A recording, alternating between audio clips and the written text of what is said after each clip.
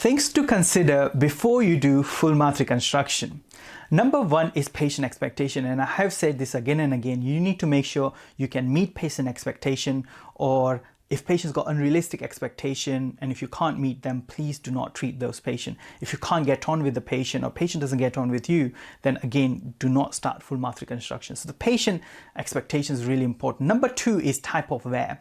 When you're doing attrition cases, there is no pure attrition cases, but let's say majority of the wear is because of the attrition versus majority of wear where there is because of erosion. Erosive cases are going to be much more predictable than attrition cases, because when patient brocks, they're always going to wear the teeth down. They're going to break the things, whereas erosive patients are less likely to do that.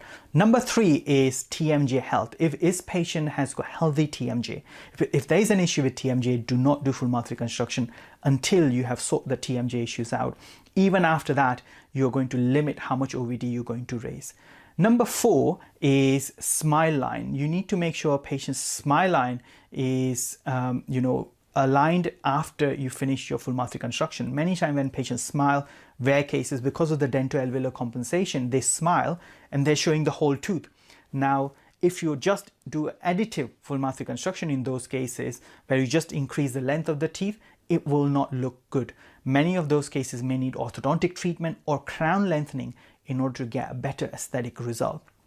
Number five is tooth condition. You need to understand what kind of condition the tooth in. Can you save that tooth?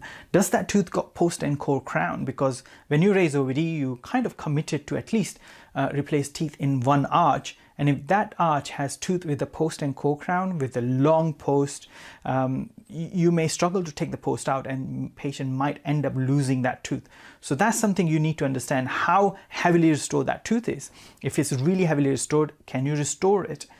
You need to discuss that before you start the treatment. Number six is tooth alignment.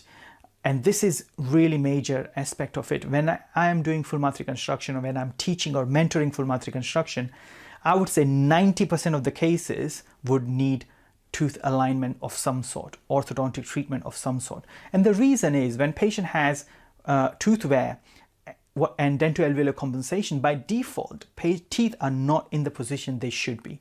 Many of those teeth then start moving around, start getting crowded, and that's why you need orthodontic treatment to align them properly before you start full mouth reconstruction. Another factor is occlusal plane. I always tell everyone that make sure that the curve of Spee or occlusal plane is flat. You do not want very steep occlusal plane or curve of Spee. The reason being that if it's a steeper curve of Spee, you will need a steeper anterior guidance, and that will restrict patient's annual upper function, and patient will start breaking restoration. So you want flatter curve of Spee. And lastly, you want to assess patient's bite force. Has patient got solid TMJ masseter muscles?